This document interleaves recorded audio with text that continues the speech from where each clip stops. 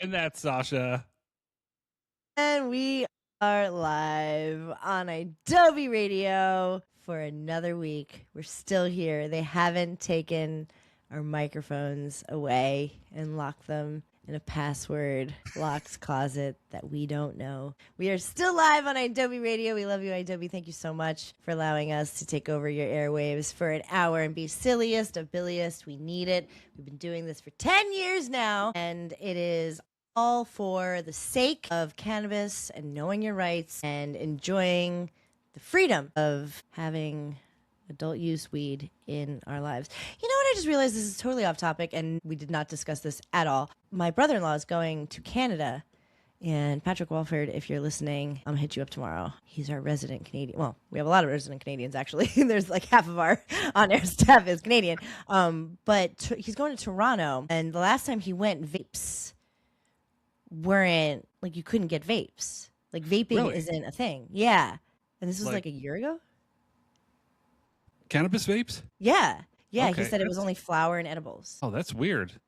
Yeah. I had no idea. Me neither. I got to hit up Patrick because I was confused. So if you're in Canada, especially in the Toronto area, let us know what's the deal. Because I guess, like, when I think about it, I mean, I hadn't been in Toronto in many years, but when I was, I didn't see any vapes. I reckon it's probably similar to like a smoke shop. You probably can get like some sort of vape of some sort at like a smoke shop that's unsanctioned in Canada. But if it's government sanctioned, then maybe not. I don't know. I'm curious. I just was thinking about this and talking about it before the show. It's live radio, folks. So I'm just, that's why. And I thought maybe you knew, but I guess you don't.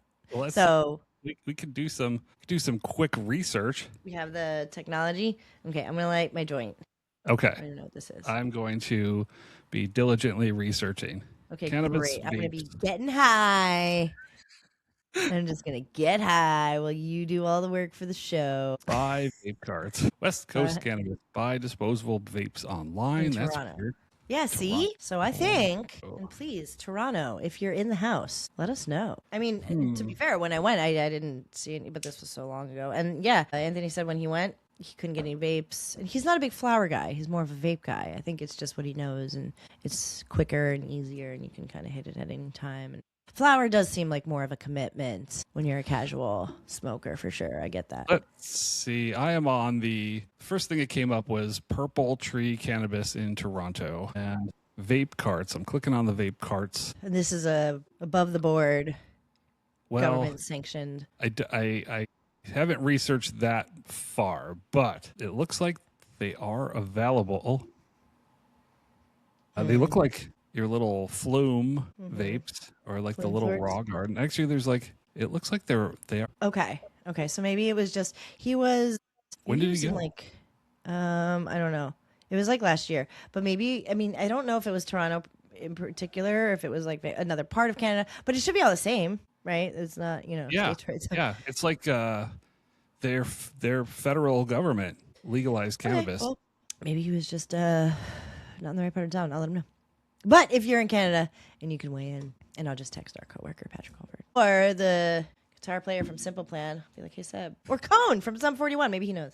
Those are all the people who we work with here on idobi Radio. Thank you for listening and joining us. I apologize for that little sidebar that we just went into, but if you're listening to the Cool Nerd Weed Show, then you know that is how we operate. Oh gosh, my power on my laptop is not charging, so if I die, I die. And I'll try to come back. Maybe I can come back on my phone. I don't know why. I have it plugged in. We'll work our way through it. But we're here on March 16th, 2026. 26, by the way, is the year we're in. And we're still trying to combat the stigmas and the bullshit that we're dealing with weed. Now, not only do we have to deal with the legal or the traditional market of stigma. Today I was rolling a joint.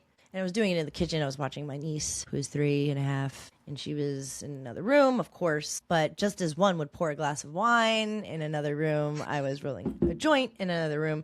And she came and she asked me what I was doing, and she wanted to sit on my lap while I was doing it. Of course. And she was, what are you doing? Can I see? What is it? What are you doing? And I was trying my damnedest because I was like, this is my time to shine. And I was trying to tell her what the fuck I'm doing, but I couldn't. Like I was like, well, this is what grown-ups do. And she was like, can I see? And I was like, I'd rather you didn't get close to it. I don't want her to fucking get crumbs on her hand. And then she goes to the doctor and, she has an ear infection. She's tested positive for THC. And Oh my like, God. it's like, God forbids. But obviously I didn't let her near it. And, you should not let your children who are prepubescent, especially, to be near cannabis. After that, do some research. But it's much like alcohol. I never want to, and I was talking to my brother-in-law, my sister, like I never want to compare it to smoking cigarettes. I never want to be like, this is like when you see, well, I did say, because my dad smokes a pipe, or he did smoke, or he's trying to quit, but he smokes a tobacco pipe. And I said to her, how Pop sometimes steps outside and puffs on his pipe. It's kind of like that. And I feel like she didn't buy it. So I don't really know. Even today, even in my life. And how long have we been doing this? For a long time. She's so smart. And she's 3 years old. She's already on to you. And I was like kind of trying to say, like, how mommy drinks a glass of wine when she tries to, relax, or at the end of the day, like this is kind of like that, but it's only for grown-ups.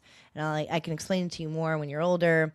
But like, I don't want her going to school and being like, yeah, my auntie was like rolling up green herb and I was like playing in it. Like, because that's the thing. You can watch your mom drink wine at, 3 years old, but to smoke weed in front of them, you feel like you're a fucking junkie in the 19s and, baby in the bathtub.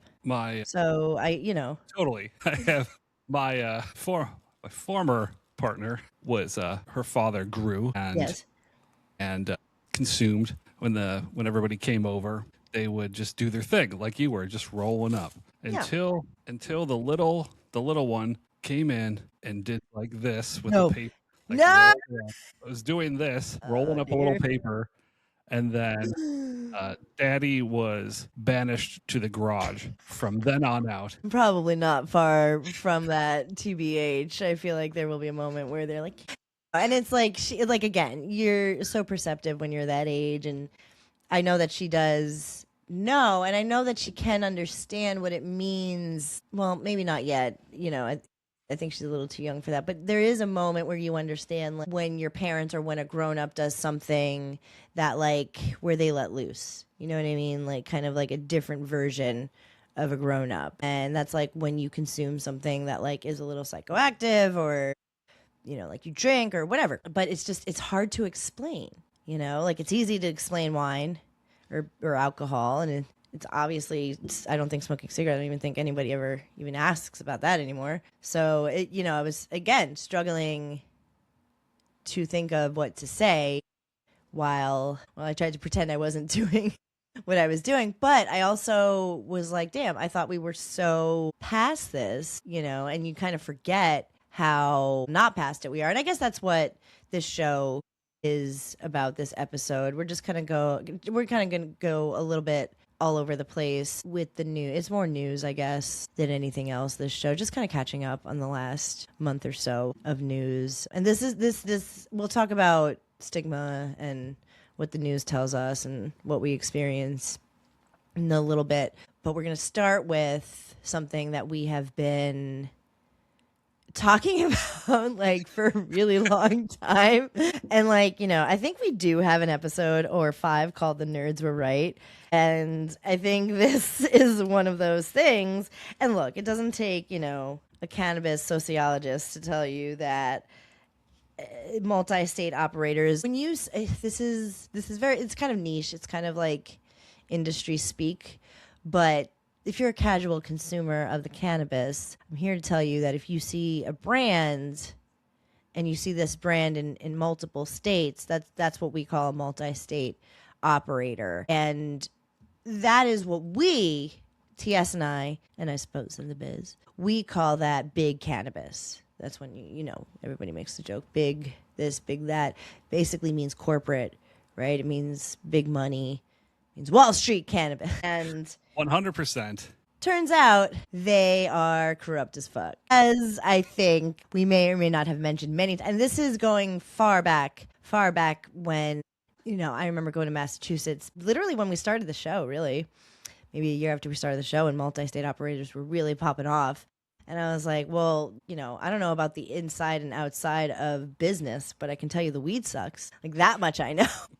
There's no love when it comes to almost all, and at least these 9 on the list, multi-state operators. There is no love in big cannabis.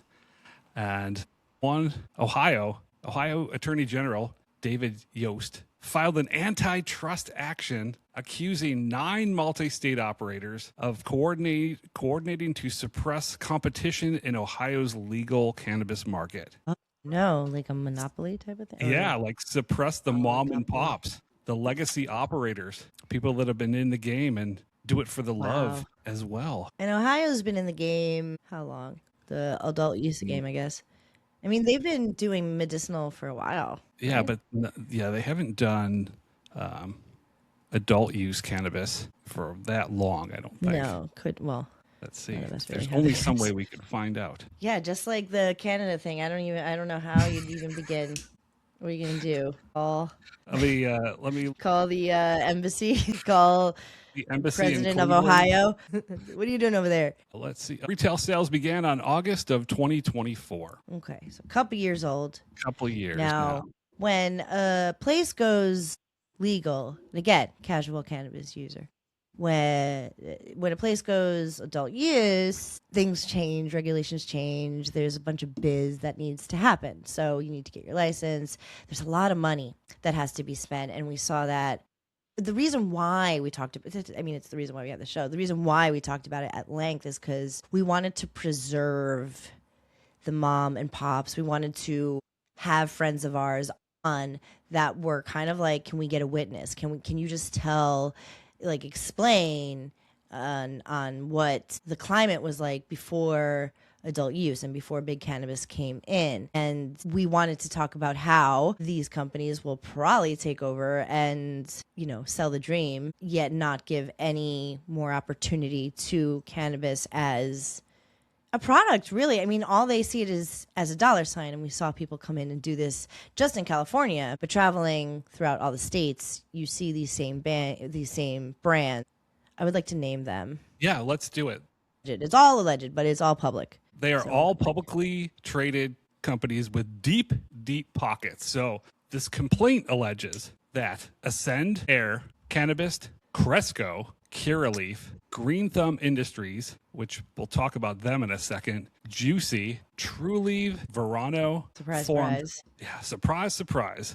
formed unlawful cartels that restricted access to dispensary shelves, disadvantaged independent Ohio operators, and kept prices artificially high. Cartels. What does that mean? Like because they were the distributors, like... Yeah, they colluded. Wow. Collusion. Boy.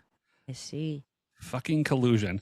So I've had the Trulieve cannabis, and they are always in the news for some bullshit. Yeah, Curaleaf in there. Which Verano is everywhere, too. Verano, yeah. These are all publicly traded as well. Green Thumb Industries, I interviewed with them. That was the worst fucking shit interview. Was it an AI interview or a real person? It might as well have been an AI interview. I actually did an AI interview. What a load of shit there, too. But the Green Thumb Industries, I interviewed with an HR person, which I guess that's how multi-state operator corporate people... that's how a corporation is, which sucks for weed. But yes, that is how a typical American company, I think most international, but that's how it goes. You interview at a big corporation, you usually interview with the HR person first, which is so whack. But you get through that, and then... Yeah, I didn't get through the first part. I see. They recognized possibly too much of a wingnut. So anyway, their CEO, Ben Kovler, was recently tweeted some pro-Trump shit, and that he was praising Pam Bondi. Fucking what? I mean, for what? I don't know. And they're basically calling on a boycott of anything touching Green Thumb Industries. Sure. Green Thumb Industries, whatever, they sound whack as fuck. Look, I'm sure a lot of their politics in these companies are not aligned with our values. That's almost a given. I think, again, this is just something we knew was going to happen. I think the corporatizing of weed, anything really, but especially weed, particularly weed. I think corporations and investors and all the monies, they looked at weed and they were like, this is easy, Like, I think they actually, like, I think these asshats, like, how we think weed works. And, they're like, it's like white collar crime, and it's gross because it's harmful.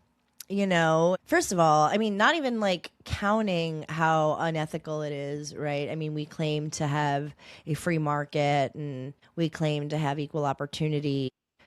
And the gag is that when we became adult use, expungement was the selling point. The equal opportunity and social equity was the selling point for a lot of us. We were like, okay, if you're going to come into our lives and regulate, then you have to be cool about it.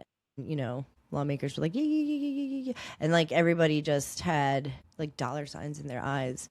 And it's just like anything else. It's the Walmartization of cannabis, which fucking sucks, Gross. man. It sucks. It's just, that vertically integrated insanity. There was like a little bit of a hullabaloo, and we talked about this, 4 or 5 years ago, when the vertically integrated cannabis operators started, and it was like from, seed to sale and so on and so forth. And it was all one company. And that was confusing to us. For sure. Coming from where we were from. We didn't understand such things. We were like, how? So I feel like once we got past that, and there were other people that were also like, this seems insane, because there's no way that there can be competition if you can do that, It's true, because you look at the places where like Trulieve and Curaleaf thrived, where they started, where they got their foothold, were in states that insisted on the vertical integration, like Florida, for example. Mm-hmm. And, they went from top to bottom. Also, these companies had such deep pockets. They have the money to get to the lawmakers and the legislators and shape the way that the cannabis laws work. And then they can operate, and they can be the only ones. Like there were like 3 companies in Florida, and every single shop, they had their territories, and it was these top companies. And then these companies also are the ones that are funding your anti-home grow bills. This is it's all like a cycle of insanity. So Ohio has caught on to this multi-state bull jazz, and they're suing, all these folks or whatever they're doing, but I guess like other states kind of haven't. Like California, I guess, hasn't done this yet, which I think in a place like California, it's difficult because, multi-state has come to California. It's obviously not immune, but there's so much other stuff that I feel like California has to like tie up, before dealing with this. A lot of the multi-states actually pulled out of California. There's still some here, but a good portion of them pulled out because it was too hard or too costly to operate. Right. Yes. And they moved here to New Jersey. It's true. They did. I mean, Wonder Bread's here. Cookies is here. Fucking Kiva. For sure. I mean, not like I'm saying I know why they did this, but all those companies, 710, you know what I mean? All the folks who opened up dispensaries who knew what's what got all these California and I don't know how many states they're in, but it's more than one. So, I guess, a lot of those folks fled out of California because it was really, really expensive. So for example, like Cresco. Yeah. You started seeing them just everywhere. They were fucking everywhere. They were dropping their concentrates off everywhere. And you're like, how the fuck are they doing this? What is happening? Allegedly, they would give it to the shops. And they didn't even their representatives didn't even care if they got paid, as long as they had their brand in all of the California shops. So that model doesn't work well for a long time. No. Well, not in a place like California I think also it's worth noting, and I kind of always like to just like lightly point this out is cannabis is very, I feel like, market fluid. So in California, the access to weed, you really do have a lot of access. I mean, if you live in a remote area, Sure. maybe not, but it is pretty easy. You don't have to drive too far. Maybe a little, maybe an hour or so, but in traffic. But California does have a culture where it's existing above board. Ohio doesn't. So they only have the Walmarts.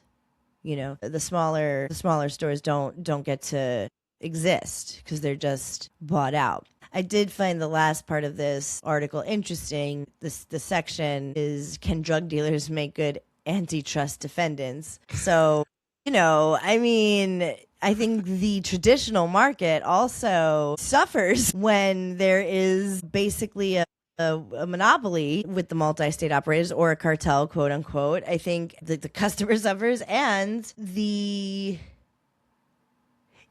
trying to think of like something similar. Like if you have your Walmart suffering from corruption, or like 5 and 10 or whatever is also going to suffer because of the access to what you have. So you may think that the illicit market would thrive like it does in California for something like this to occur, but in Ohio it's not. It's like drug dealers are also like, this sucks, like this is unethical, which I think is pretty funny.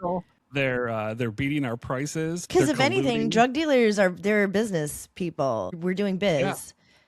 What are we trying to do? Not turn a profit? Yeah. Yeah, exactly. Literally, like it's kind of like the deception or whatever.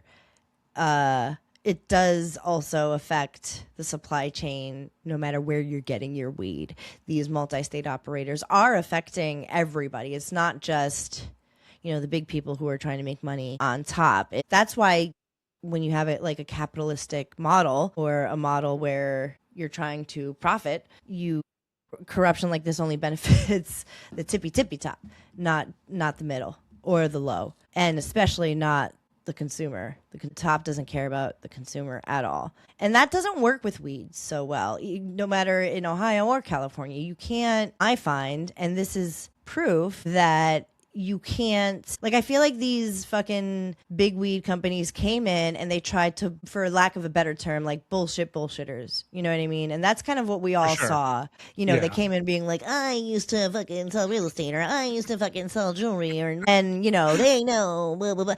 And we were like, okay, but do you have good product, and can you sell it at a reasonable price? You know what I mean? And also, I hate to sound like this is also us being hippy dippies, but I also believe that compassion, I believe that with everything. Obviously, how dare you? I know. In these United States, I know, but I know that is a cherry on top to any company. Nobody with a lot of money has compassion. You can't. It's not possible. So I have to have compassion for those folks. But weed was, at least in California, something in the business. If you're just talking business, there still was compassion. There was, like, what do you call it? Paying the stump. You know what I mean? There was an understanding. There was business being done. There was money being made. And it wasn't all ethical. I'm not saying all that. But there certainly was a model, in California at least. And that's somewhere where weed is wide-reaching and very easily attainable. So in a place like Ohio, this really sucks. And I wonder if this all passes and everybody who's supposed to win wins. I wonder what happens. Do they is social equity opened up? Can you home grow? So on and so forth. Like, do opportunities start to flow in? Like a recalibration of how the regulations are regulated. Right. It's really like a revamp. We'll keep you posted on this case. We'll keep an eye out, especially on Ohio and obviously California. We always have an eye on California to see where they go. But it's all different. There's all different reasons for why big weed has not been great for the industry. And for them to be called cartels, that's a diss. Like, that's... Yes, it is. That's coming for their necks, because how dare you call fucking no socks with loafers cartel? How dare you call Bitcoin cannabis, bro? Cartel. We'll see how this goes. Our bottom line is that big weed sucks, and we want to see more small mom and pops. We want to see people who believe in the plant. They can mass distribute. Just give them a minute. We've seen it done. And now, if we're talking states' rights, why don't we keep it local? Why don't we start growing in smaller batches and not producing shitty-ass, moldy-ass weed that's probably giving people fucking scromiting, and make good quality bud that everybody benefits from? Why? Yeah. Half the people on these lists have complaints again for like workers violations, mold, pathogens, just contaminated grows. And, they haven't, a lot of them allegedly haven't done shit to rectify any of these problems of giving you tainted products. And they're price fixing and fucking colluding. What a load of fucking shit. Treating their workers like butts. I mean, it's Amazon for weed, and that's not where we want to go. You'd think it would be, because it would be more accepted and available, but it's not. That's not where this can go. It'll ruin the industry. It'll ruin the industry. Even traditional sellers and buyers do not benefit from this. So it's in everybody's interest to open up the market. Bunch of fucking fascists. All right, we're going to take a break. Yeah, we're going to talk about more stupid shit. God damn it. Why does it have to be like this? Okay. I'm not going to set it up. We're going to have a good rest of the show. We'll take a quick break, and we'll be right back. And we're back. We're back. It's the Cool Nerd Weed Show. That's Diaz. And that's Sasha. And we are live. My battery is literally on 4%. I have no idea why it's not charging. It's plugged in. If I die before I wake, I love you. And you have to say your outro. But we only have 20 minutes of the show. I think I can make it. But what the frick? I don't know. Maybe they don't want us to say the truth. We're being censored. Yeah, we're being censored. Friggin' hackers. Realsies. Actually, yes, my sister works at Stryker, so she has experienced firsthand what that is like. Maybe that is what's happening here. But probably my battery, I don't know, maybe it's just too dead. But before I die, I do want to talk about this. Also, I don't know. I want to talk about it. I guess we'll talk about our opinions. But this just dropped today. Today is the 16th of March, 2026. I don't know what the fuck this is supposed to do, or why we would even say this. The headline, and it's on fucking CNN, who, like, fuck off, CNN, all the way, every which way. Yeah. Up, down, left, and right. Go fuck yourself and die. However, they were on the right side of weed. They always reported, you had your Sanjay Gupta, and he did extensive stuff on weed. You can hear all about that throughout all of our shows. So they were on the right side. Now, all of a sudden, now that we're in the era that we're in, there's headlines like, scientists say marijuana doesn't ease anxiety or mental health conditions. Using medical or recreational marijuana to ease symptoms of numerous mental health conditions doesn't work, according to two new analyses of existing gold standard research. First of all, this is an obviously flawed study. There's like 54 randomized controlled trials between 1980 and 2025. That's like when my husband was born. So the last 44 years. Wow.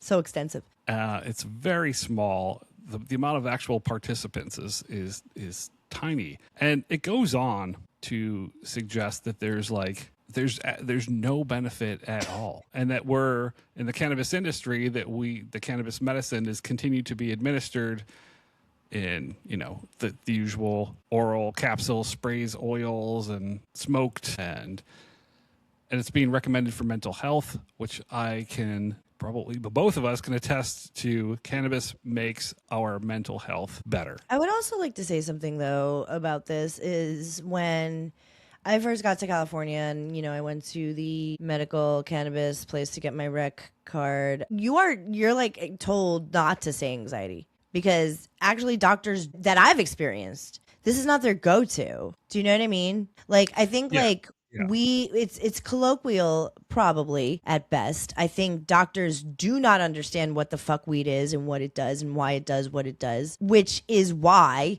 we're seeing cannabis use disorder, because it's not being even understood or taken seriously. So there's self-medicating, there's using these out of control percentages.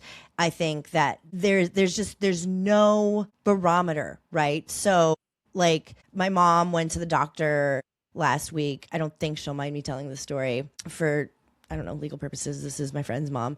I went to the doctor. You know, I always tell her to be honest about her cannabis use. And I can tell you from knowing my mom for all of my life that it has benefited her. And not only mentally, but very much physically in a way that painkillers or anything else has helped. And I've seen that and felt that. I can only say what I see.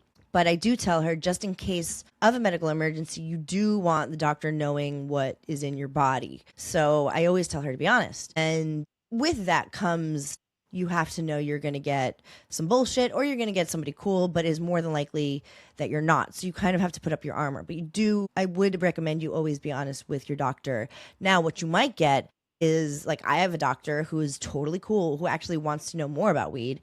And like, we can't discuss it too much, but he will say, you know, I'm really trying to be licensed in, you know, prescribing weed because I feel like it's good for so many things and blah, blah, blah. And then you have doctors like the one she went to who tells her she's using it as a coping mechanism.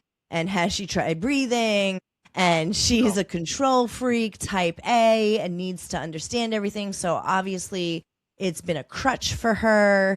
And this poor thing just started smoking after years and years of prohibition and years of telling, you know, a very nervous mother in the 90s that her kids were going to be taken away, you know, by what was then DIFUS. Or now CPS. Like, that is something that's ingrained in her brain. And, you know, also growing up in the age of heroin. All right, fuck Donald Trump, fuck ICE, and don't panic. It's organic. We're back. I just died like I knew that I would. We're back. And we're back. So just to continue on with the show and finish up the show, and then I have to figure out what the fuck to do. You can talk now. I will shut up. Okay, so let's see. You know, there's a lot of things that I really wanted to get to. One, like, regarding your friend's moms. Mm-hmm. The doctor saying that it was a coping mechanism and all the other bullshit that went along with that, and type A personality and needing to know. And, you know, cannabis is going to, you know, it could be a coping, but, you know, here's the benefits of using it as your coping. Yeah, and even what's wrong with that? That was my point. Goes down. Exactly. Your stress level goes down. In turn, your blood pressure goes down. If you use it for, like, fucking depression, it elevates your mood. What's wrong with all of these things? You know, these are the benefits. Elevated mood, lower blood pressure, fucking lower heart rate because you're calm, lower your stress, and stress will fucking kill you before anything else. Totally. I always say that. It's a stressful world we live in. So, you know, I don't know. The doctor industry, the pharmaceutical industry, they just want to, like, what the fuck would this doctor suggest for lowering stress? Like breathing? Like, sure. Yeah, like, basically you can incorporate that. breathing or medicine. You know what I mean? Like, it's either you breathe or you take medicine that I can prescribe to you, that keeps our whole industry in business. You know what I mean? Not for nothing. And that's obviously me being a little, you know, a little opinionated. That's just my opinion. But doctors, I think, for their lack of understanding, I think they do a lot of compensating. And you know, my doctor, you know, he's always said, like, it's a practice. We're, you know, all learning together. But at the same time, when you are, I think something happened, like, in culture where we all saw the benefits of what weed was doing, and it happened very quickly. And it happened in mainstream, and CNN was one of the people, or was one of the outlets that were doing this. And we saw it, just so happened to be when I started, and we saw it happen in our industry, and we were excited, you know, but we also saw the ramifications of being commercial and being regulated and stuff. And this is what happens when the pendulum swings too far the other way, and there's not enough going along with it. There are people now who are starting to do more research, who can do more research, but since it's not legal yet in that way, it's difficult to do. And this fucking study, 54 people over the span of like 200 years, like, that's dumb as fuck.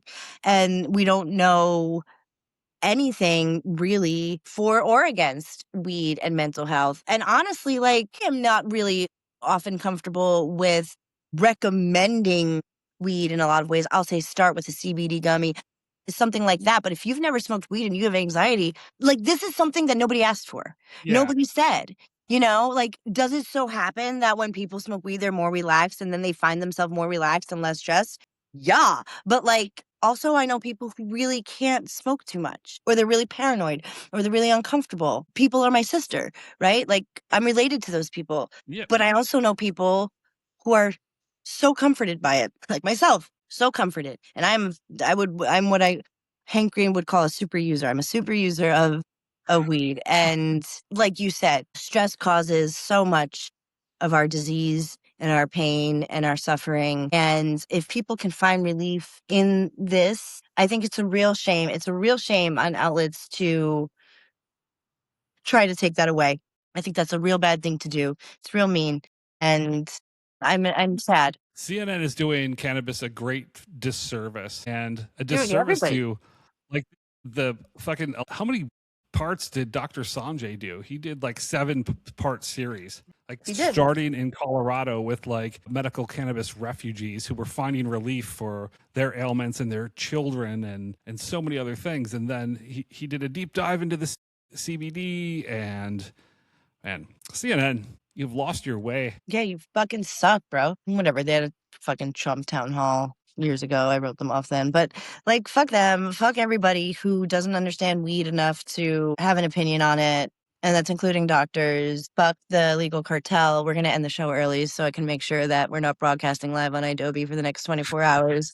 And we're going to do our countdown to 420 starting soon. And we'll be happier and we'll feel better. But until then, fuck Donald Trump, fuck ICE, no blood for oil, and once again, fuck Donald Trump. Don't panic. Stop doing more for money. It's organic.